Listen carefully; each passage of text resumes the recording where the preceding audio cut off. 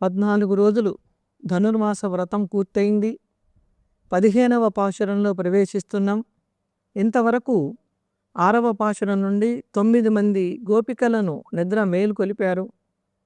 ఈ పాశురంలో మరొక గోపికను నిద్ర మేలుకొలుపుతున్నారు. ఇవాల్టితోటి మేలుకొలిపేటటువంటి పూర్వభాగం సమాప్తమైపోతున్నది. భగవద్భక్తులను మేలుకొల్పటంలో ఈ పాశురాలలో మనకి ఒకటి శ్రవణం, దాని ఫలితం, తర్వాత పాశురాల్లో మననము, నిధిధ్యాస, ధ్యానం అనే వాటిని గురించి ఒక్కొక్క గోపికలో ఒక్కొక్క లక్షణాన్ని మనకు అందించారు. ఆత్మ లక్షణాలన్నీ ఉన్నప్పటికీ ప్రధానంగా ఉండవలసినటువంటి లక్షణము క్షమ, అంటే ఓర్పు. తపస్సులకి ముఖ్యంగా ఉండాలి, భక్తులకు అంతకంటే ముఖ్యంగా ఉండాలి. క్షమ లేని తపస్వితనమును, ఆ ఓర్పు లేని తపస్వితనం పనికిరాదు అని చెప్పింది సుమతి శతకం. ఒక్కొక్కప్పుడు స్వామికి కూడా కోపం వస్తుంది, క్షమాగుణాన్ని మర్చిపోతాడు. ఆ మరిచిపోయినప్పుడు అమ్మవారు స్వామిని శాంతింపచేస్తుంది. నకశ్చిత్ నాపరాధ్యతి. రామాయణంలో సీతా అమ్మవారు వేసిన ప్రశ్న, అయ్యా తప్పు చేయని వాడు ఎవరు రామచంద్ర అన్నది చూడండి. అంటే తప్పు చేయటం అనేది సహజం. తన తప్పు తాను తెలుసుకుంటే దేవుడు అంతటి వాట, అంటే మళ్ళీ తప్పు చేయకుండా ఉంటాడు. కనుక తప్పేదో ఒప్పేదో తెలుసుకోవాలి. మరి క్షమ అంటే ఎలా ఉండాలి? అసలైన వైష్ణవుడు ఎలా ఉండాలి? నామాలు పెట్టుకుని తిరిగితే నేను వైష్ణవుని అనుకుంటే సరిపోతుందా? సరిపోదు. వైష్ణవుడు సాత్వికతకి ప్రతిరూపంగా ఉండాలి. ఎవరైనా తిట్టినా సరే తల ఉంచుకుని వెళ్ళేటట్టు ఉండాలి, కానీ తల ఎత్తి మాట్లాడకూడదు. మహాభాగవతులు రూక్షాక్షరములు పరుషంగా దూషించినప్పుడు కూడా ప్రణామపూర్వకం శాంత్యా నమస్కరిస్తూ, అయ్యా తప్పైపోయింది క్షమించండి అని ఎవడు అనగలిగితే వాడు నిజమైనటువంటి వైష్ణవుడు అని మనకి సంప్రదాయం చెప్తున్నది. ఈ వైష్ణవులు అనేది వినయానికి మారుపేరుగా ఒకప్పుడు ఉండేది. దేవాలయానికి వెళ్ళేటప్పుడు, ఇంట్లో ఉన్నటువంటి దేవతార్చన మందిరానికి వెళ్ళేటప్పుడు కూడా వాళ్ళు తన యొక్క తక్కువతనాన్ని గుర్తు చేసుకుంటారు. స్వామి నాకు మర్యాద తెలియదు, నేను క్షుద్రుణ్ణి, అంటే చాలా నీచమైన వాణ్ణి, నా బుద్ధి స్థిమితంగా ఉండదు, నేను అసూయకు పుట్టింటి వాణ్ణి, కృతజ్ఞుణ్ణి, నాకు అభిమానం ఎక్కువ, మదన పరవశుణ్ణి అవుతున్నాను, ఇతరుణ్ణి వంచన చేయటమే నా వృత్తిగా ఉన్నాను, ఇలాంటి పాపిష్టుని కూడా అనుగ్రహించేవాడివి నీవు అనుకుని స్వామి చెంతకు వెళ్ళి స్వామి పాదాలకు శరణాగతి చేయటం అనేది అసలైన వైష్ణవుల యొక్క లక్షణం. అంటే అందరూ తప్పులు చేస్తారంటే అందరూ తప్పులు చేయకపోవచ్చు. తప్పులు చేసిన వాడు ఎలా అడగాలో తెలియదు కనుక మన తరఫున పూర్వాచార్యులు ఇలా ప్రార్థన చేయండి అని చెప్పారు. నిజానికి శంకర భగవత్పాదులకు కానివ్వండి, భగవద్ రామానుజులకు కానివ్వండి, మధ్వాచార్యులకు కానివ్వండి స్తోత్రాలు వ్రాయవలసిన అవసరం లేదు. మనని దృష్టిలో పెట్టుకుని మనకు అడగటం కూడా చేత కాదు. ఇవాళ దరఖాస్తు ఫారాలు రాయటం చేత కావటం లేదని అన్ని ముద్రణ వేసిస్తున్నారు. వాటి దగ్గర మన పేరు ఊరు రాసుకుంటున్నాం. అది కూడా సరిగ్గా రాసుకోలేని వాళ్ళం పేరు దగ్గర ఊరు, ఊరు దగ్గర పేరు రాసి చెడగొట్టుకుంటున్నాం. అలాంటి స్థితి రాకూడదు అని వాడు జాగ్రత్త పడ్డారు. కనుక మంచితనాన్ని నేర్చుకోవాలి, ఓర్పు కలిగి ఉండాలి. ఆ ఓర్పు కలిగిన వాళ్ళ ఎలా ఉంటారో చెప్తున్నారు. ఎవరైనా ఉన్నారా అలా ఓర్పుగా ఉన్నవాళ్ళు? రామాయణంలో భరతుడు ఉన్నాడండి.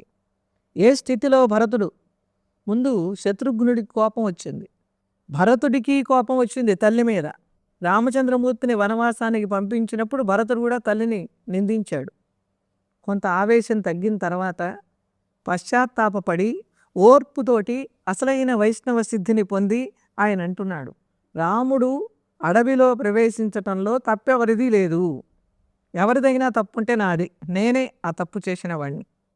నమంధరాయా నచమాతురస్యా. మా అమ్మ తప్పు లేదు, మందర ఏదో దుర్బోధ చేసింది అని మందరని అనుకోక్కర్లేదు, రాముడి దశరథుడికి బుద్ధి ఉండక్కర్లేదా అని తండ్రిని తిట్టక్కర్లేదు. మత్పాపమేవత్ర నిమిత్తమాసీత్. నా పాపమే ఇక్కడ కారణము కనుక రాముడు అడవిలో ప్రవేశించాడు అని భరతుడు పశ్చాత్తాపడ్డాడు.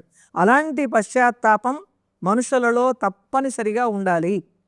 అలా పశ్చాత్తాపము, తాపం అంటే బాధపడటం, ఒక తప్పు చేసి ఇది తప్పు అని తెలుసుకుని మనం మళ్ళీ ఆ తప్పు చేయకుండా ఈ తప్పు చేసినందుకు బాధపడటమే పశ్చాత్తాపం. పశ్చాత్తాపాన్ని మించిన ప్రాయశ్చిత్తం లేదన్నారు. మనం యజ్ఞాలు యాగాలు చేయటం కూడా వ్యర్థం. మనస్సు లేనివి ఏవి మనని రక్షించవు. అలాంటి సాధనాలను గురించి, భగవంతుని ప్రాప్తి కోసంగా ఏ క్రమంలో ఉండాలో ఆ క్రమాన్నంతా భక్తి రూపంగా శ్రవణము, కీర్తనము, స్మరణము అనే వాటి వలన నిరూపించారు. ఇక ఇవాళ మరి ఒక గోపికని, పరిపూర్ణ స్థితిలో ఉన్నటువంటి గోపికను నిద్ర మేలుకొలుపుతున్నారు. ఇవాల్టితోటి మేలుకొలుపుల కార్యక్రమం పూర్తి అవుతున్నది. ఇల్లే ఇళంగిళియే இன்னமுறங்குதியோ சில்லென்னையேன்மின் நங்கை மீர் போதருகின்றேன் வல்லேயுன் கட்டுரைகள் பண்டேயுன் வயதிதும் வல்லீர்கள் நீங்களே நானேதா நாயிடுகா ஒல்லை நீ போதாய் உனக்கென்ன வேறுடமை எல்லாரும் போந்தாரோ போந்தார் போந்தெண்ணிக்கொள் வல்லானை கொன்றானை மாத்தாரை மாத்த சிக்க வல்லானை మాయనై పడేలురింబావాయ్. మాయ్ ఇందులో సంభాషణాత్మకంగా జరగబోతున్నటువంటి పాశురం ఇది. అంటే ఇద్దరు సంభాషణ. ఎల్లే ఇలంగిళియే, ఓ లేత చిలుక, చిలుకని ప్రస్తావిస్తున్నారు. చిలుకలో ఓ లక్షణం ఉంటుంది, మనం ఏం చెబితే అది పలుకుతుంది, స్వతంత్రంగా పలకలేదు. కోకిల కుయ్యగలుగుతుంది కానీ చిలుక పలుకులు అంటారు. ఎవరైనా చిన్నపిల్లలు ముద్దు ముద్దుగా మాట్లాడుతుంటే చిలుక పలుకుల వలె ఉన్నాయి అంటారు. మనం రామ అంటే లేమలామ అంటుంటుంది. చెప్పింది చేస్తుంది, పరతంత్రానికి ప్రతీక చిలుక. చిలుక పక్షి. ఈ పక్షి ఎంత గొప్పది అంటే, రామాయణం ఆవిర్భవించటానికి మూల కారణమైంది ఒక పక్షి. భాగవతం లోకంలో ప్రచారం పొందటానికి వీలైనది కూడా శుకమే. శుక మహర్షి ప్రచారం చేసినందువల్లనే భాగవతం తీయగా ఉంది. చిలుక కొట్టిన జామ పండు.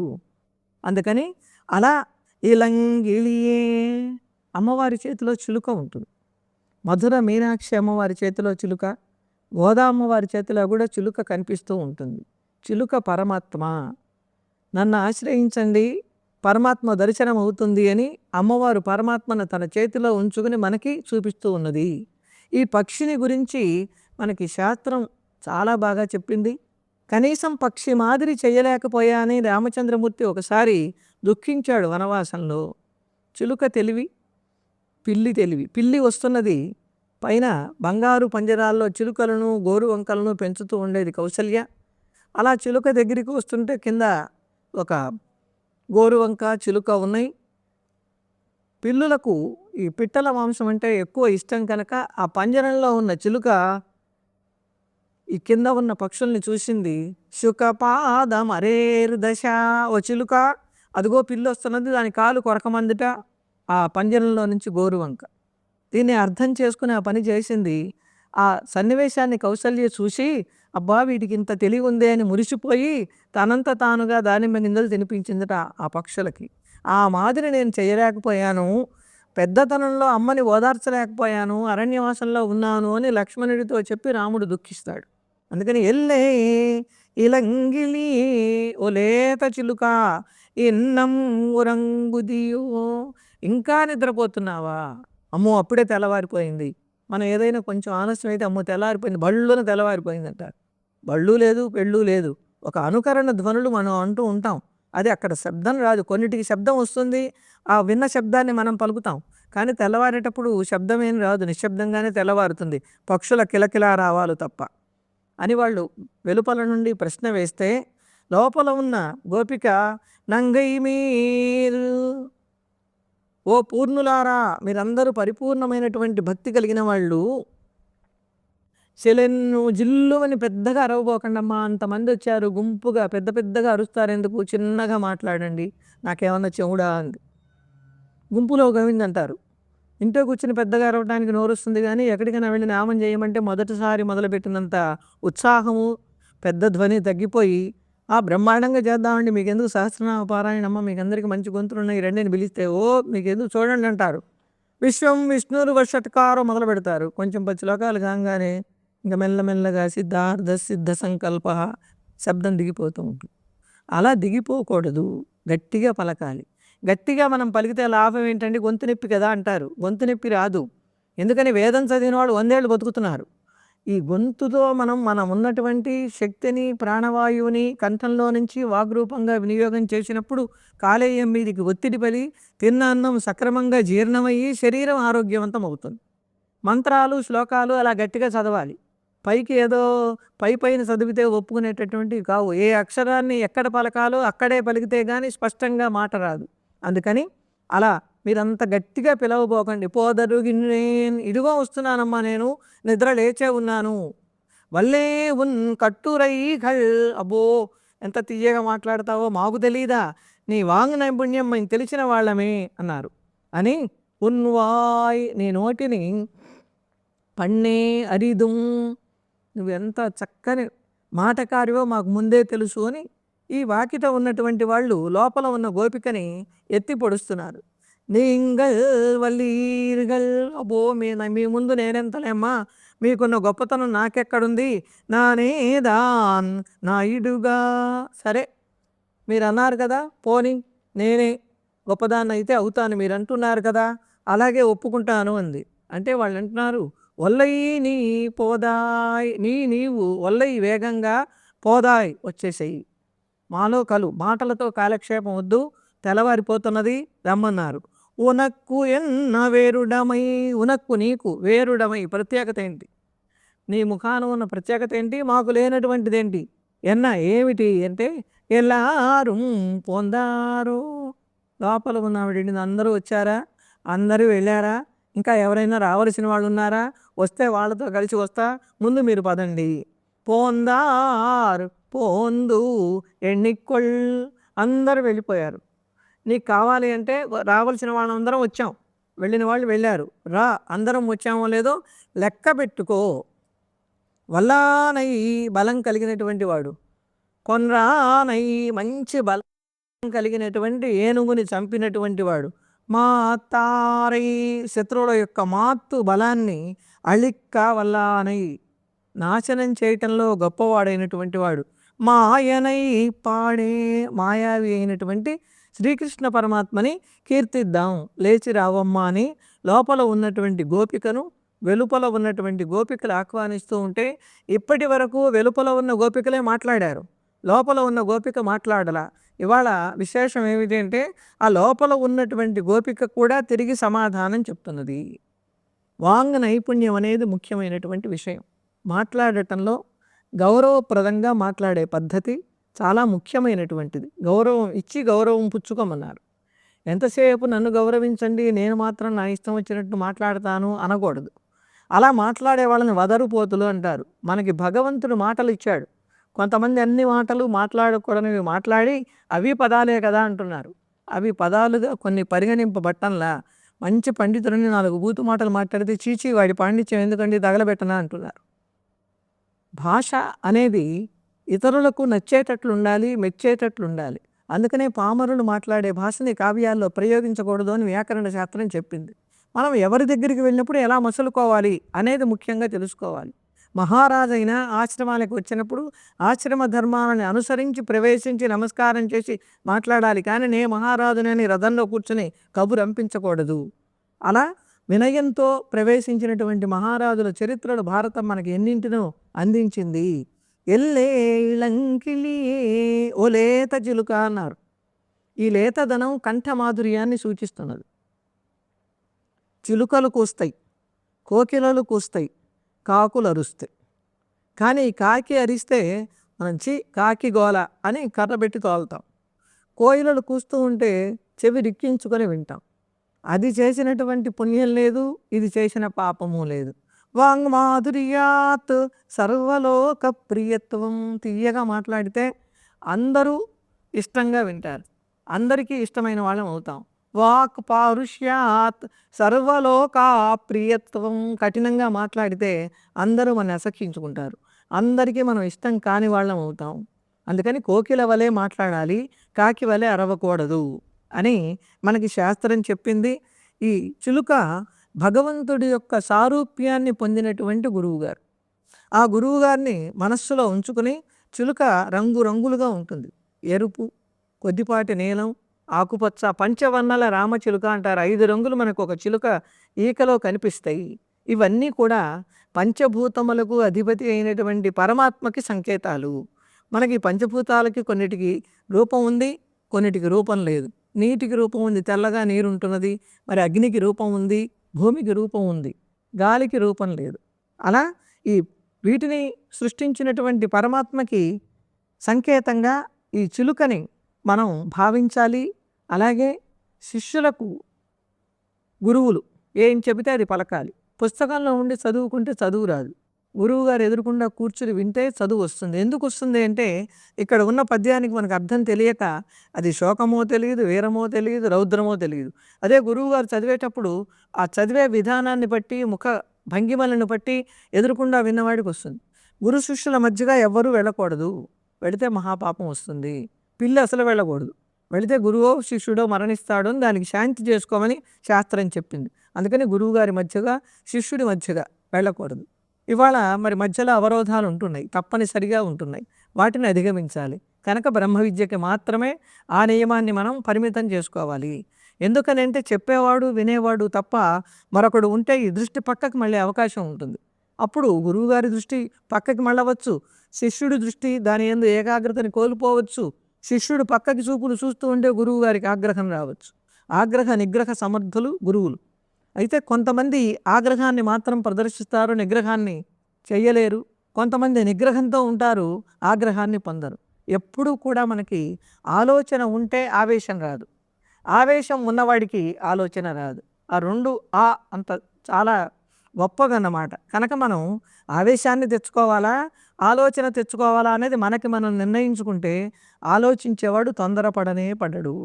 అందుకని వీళ్ళు లేత చిలుక, నీవు చాలా తీయగా మాట్లాడేటువంటి దానివి, నీ వాంగ్ నైపుణ్యం మాకు తెలుసు అంటే ఆవిడంటున్నది, మీరు పరిపూర్ణమైనటువంటి నిష్ట కలిగిన వాళ్ళు, మీ నిష్ట ముందు నా నిష్ట ఎంత? నేను చక్కగా మాట్లాడతానని మీరు అన్నారు కదా, సరే ఒప్పుకుంటున్నానులే అని ఆవిడ లోపల నుంచి వీళ్ళు చెప్పినటువంటి మాటని అంగీకరించింది. మనం సాధన దశలో ఉన్నప్పుడు, ధ్యాన దశలో ఉన్నప్పుడు మనస్సు లగ్నమై భగవంతుని యందే ఉండాలి.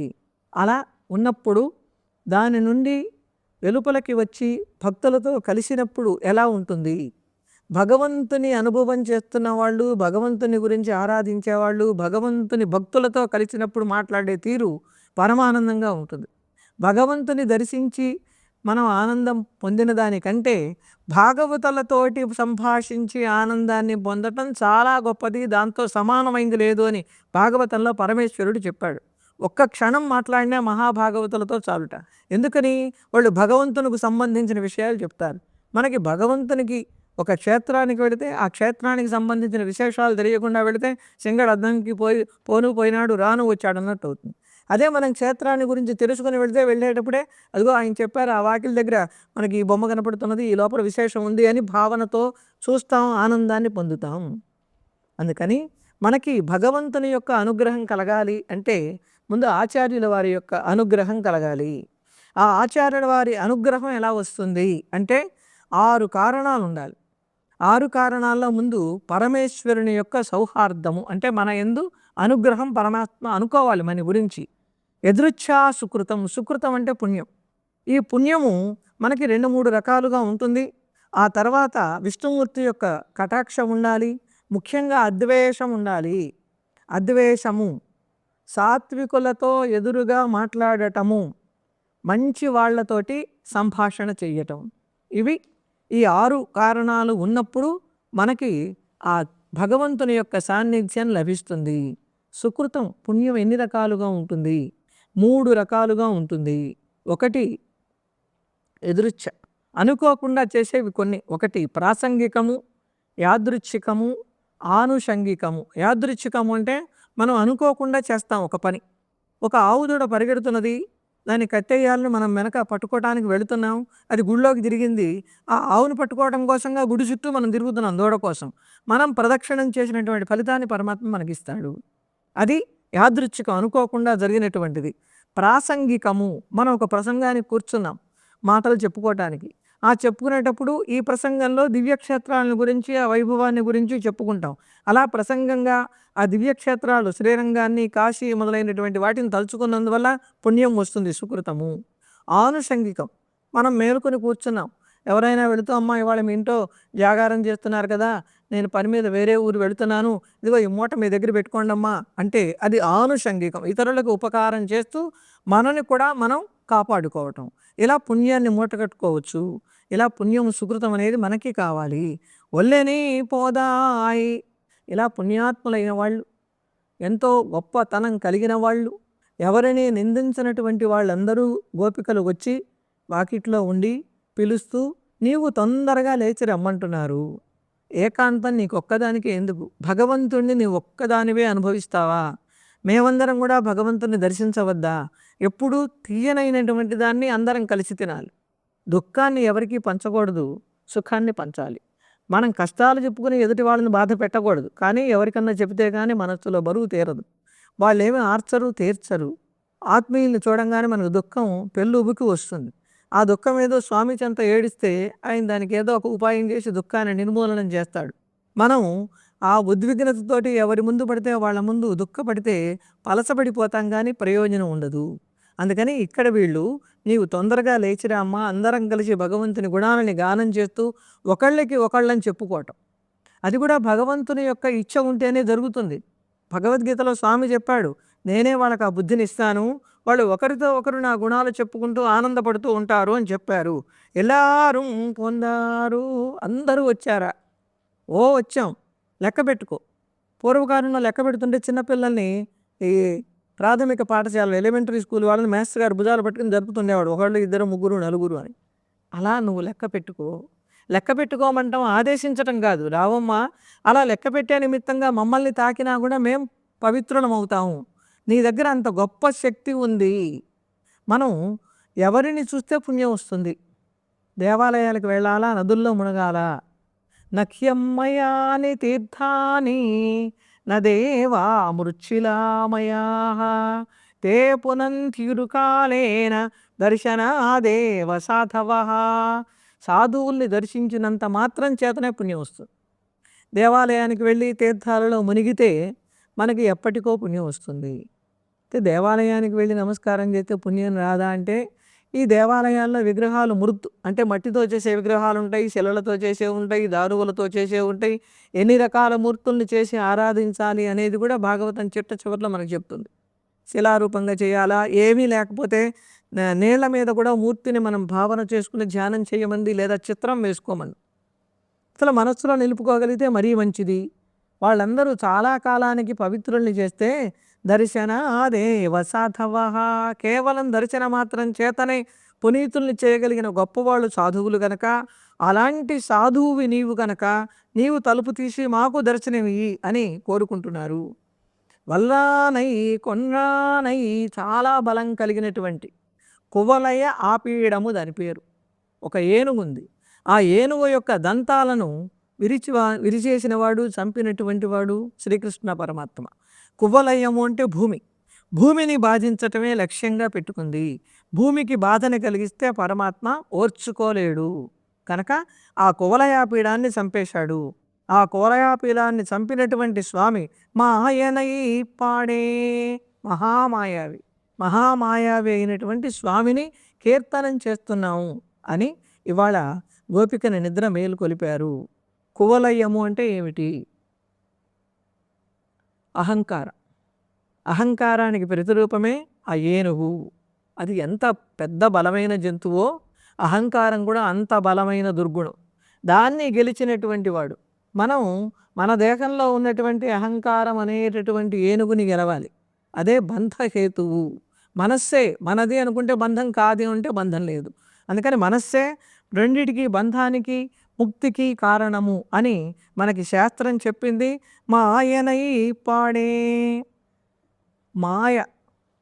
కృష్ణస్వామి మొదటి నుంచి మాయలు చేశాడు.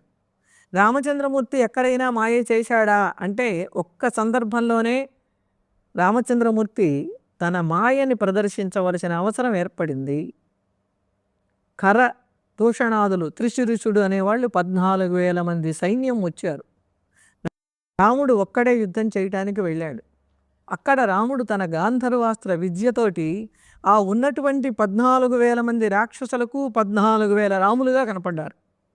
ఒక్కడే అన్ని రూపాలతో కనపడేసరికి వాళ్ళందరికీ భయం ఏర్పడింది.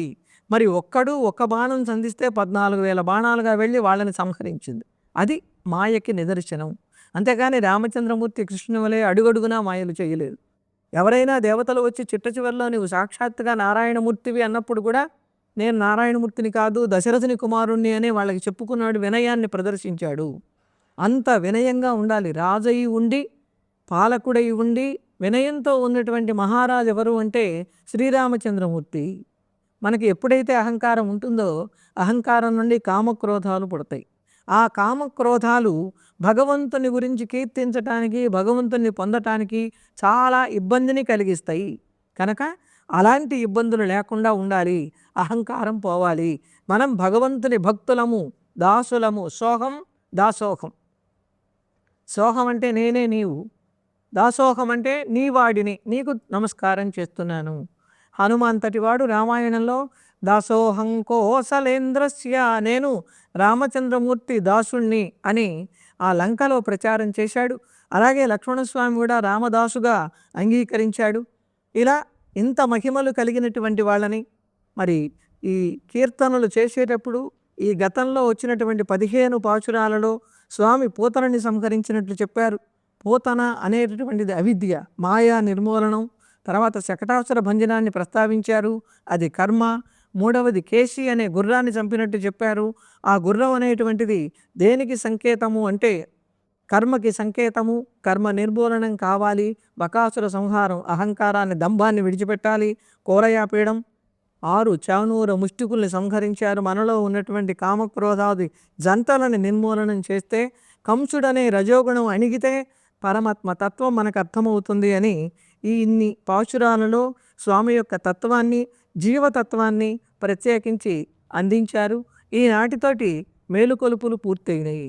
లోపల ఉన్నటువంటి గోపిక పరిపూర్ణురాలు కనుక మనం ఈ పాశురం ద్వారా అహంకారాన్ని విడిచిపెట్టాలి అని నేర్చుకోవాలి. పెద్దలు ఎవరైనా మన మేలు కోరి మందలించినప్పుడు తల ఎత్తి ఎదురు సమాధానం చెప్పకూడదు అనేటటువంటి సామాజిక సందేశాన్ని కూడా గ్రహించాలి. ఈ అహంకార మమకారాలని వదిలిపెట్టి పరమాత్మ వైపు మనస్సుని మళ్లించుకోవాలి. అలా పరమాత్మ వైపు మనస్సు మళ్ళిన మరుక్షణమే స్వామి యొక్క అనుగ్రహం మన మీద వర్షిస్తుంది.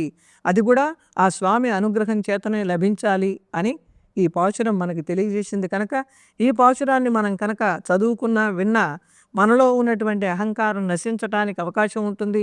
పరిపూర్ణమైన జ్ఞానం మనకు ఏర్పడటానికి ఎంతో మూల కారణం అవుతుంది అని మనం పరిపూర్ణంగా నమ్ముతూ శ్రీమత్యై విష్ణు చిత్తారీయ మనోనందన కేతవే నందనందన సుందరియై కోదాయై నిత్యమంగళం.